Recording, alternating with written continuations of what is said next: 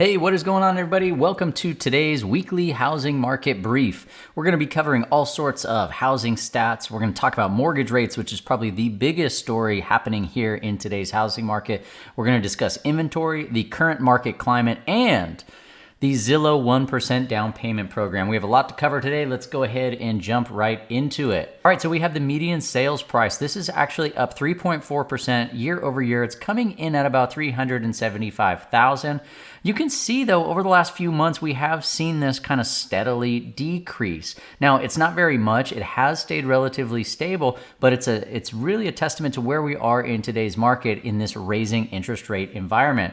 And we're severely supply constrained, which we'll talk about here in a second. Now, what I found very interesting is that the median asking price, so homes that are currently listing for sale, is actually up about 4.5% year over year, coming in just over $386,000. So sellers are still listing at prices a little bit higher than what they're actually selling for at this time. Now, the biggest story in today's housing market is probably going to be dealing with interest rates. I know everybody's been talking about this a ton here over the last year or so, but interest rates recently shot up pretty dramatically. We have a 30-year conventional mortgage sitting just at about 7.5%. And then you can see the government products here are actually closing in on 7% as well. We have the FHA 30-year fixed rate mortgage coming in at about 6.92%. This is a national average. Then we have the VA 30-year fixed, so veteran loans, coming in at about 6.95% as well.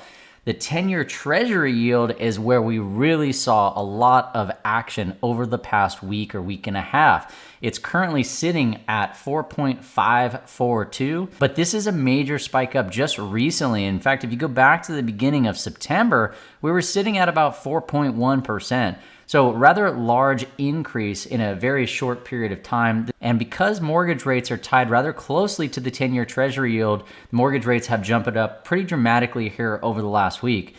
And what I have discussed before, but it's important to mention again, is that there's generally a spread between the 10-year Treasury yield, which is this blue line here, and then the average 30-year fixed rate mortgage here in the United States. So historically speaking, the spread between these two is typically going to be between 1.5% to 2%. Right now, we're sitting at about a 3% or 300 basis point spread. And this really speaks to the environment that we are currently in. There is a lot of risk in the market, so the gap between these two is still pretty wide.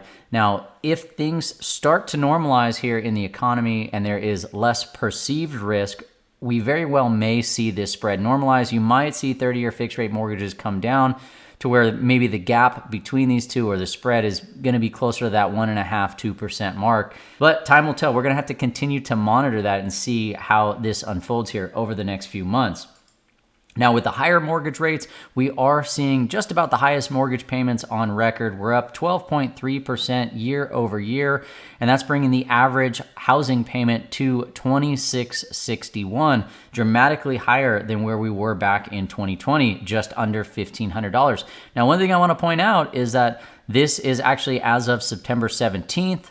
Rates have gone up since. We're closer to 7.5%. So as we move into next week's report, we're probably going to see this rate tick up a little higher, and we're going to see mortgage payments averaging over $2,700 per month for anything being purchased in today's market.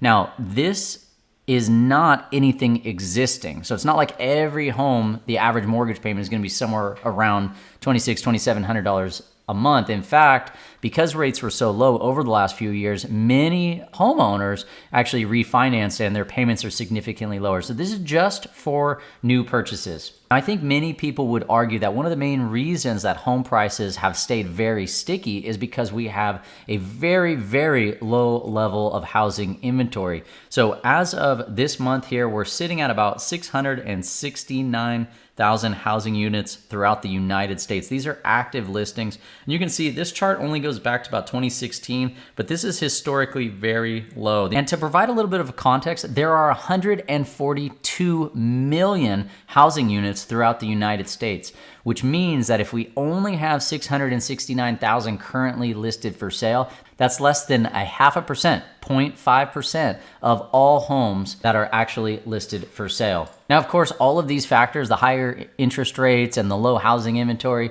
has really put a constraint on the home buyer demand. We see the home buyer demand index here from Redfin. That's down 11% year over year. You can see it starting to trickle down. This is that orange line right here. It's lower than it has been in prior years.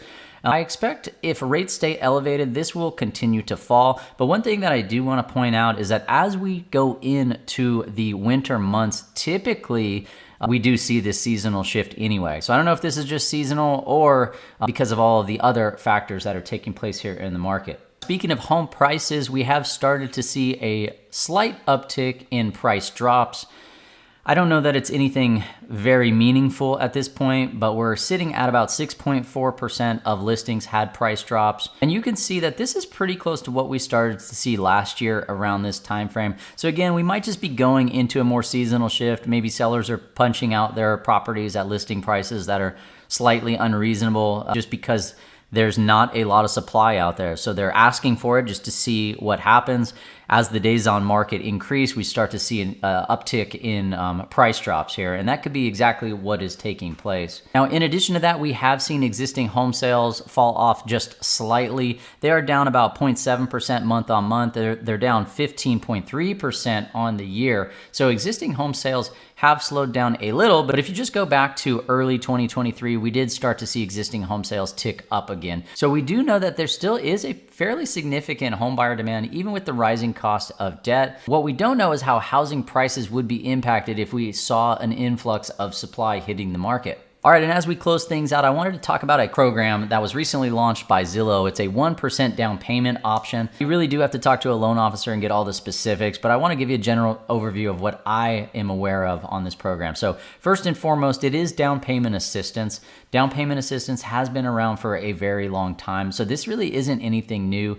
This is basically just reframing a program and presenting it in a manner that sounds kind of sexy and a little bit more creative, and it's designed to generate a buzz and hopefully generate a lot of leads so they can get more buyers into homes. But basically, the way this works is that the down payment assistance comes in the form of a grant, and they do it up to 2%. But in many cases, this is going to be capped at $4,000, which in plain English, that means that the borrower can only purchase a property of $200,000, because 2% of 200,000 is $4,000. So as soon as they go over 200,000, the down payment assistance is capped at $4,000. They have to come in with the difference. Now, in addition to that, this is generally going to be tied to the area median income, and there are limitations. So in some areas, maybe they allow you to earn $50,000 a year. In others, they may allow you to earn $150,000 a year. It just depends on where you're located. Like I can tell you, anecdotally speaking, if you were to go to Northern California, the market that I'm currently in, the area median income is probably somewhere around $77,000 to $90,000, and that would basically mean that if a borrower had no other debts whatsoever in today's current rate environment, maybe they could purchase a home between, let's say, $400,000 and $450,000. Well, 2% of $400,000 is $8,000, which means they would be capped at a $4,000 limit for this specific program. In addition to that, there would be a limited amount of inventory in homes that are actually selling at those price points. There are generally still going to be closing costs associated with these loans. So if the average closing cost is, let's say, 2% of the purchase price, a borrower may be able to get in with 1% down payment, but they still need to come up with roughly another 2% of the purchase price to cover their closing costs, unless maybe the seller is willing to pay closing costs or provide some sort of credit. And then the last thing that I want to touch on is that these products will generally come with a higher interest rate, because if the lender is going to provide a 2% credit or grant, they need to pull that margin from somewhere. So if the average rate is, let's say, 7.5%, then this type of product might come with 7.75 or 8% or 8.25% in order for there to be enough margin to come up with that extra money. So I'm not necessarily bagging on this program. It may sound like I am, but I just want everybody to be aware there are nuances. And so make sure that you talk to the loan officer, make sure that you read the fine print so that you know and understand exactly what you're getting into. All right, that is gonna wrap it up for this week's housing market brief. Hope you found value. If you did, please consider subscribing. It's a great way to support the channel and I would really appreciate it. Thank you so much. Take care.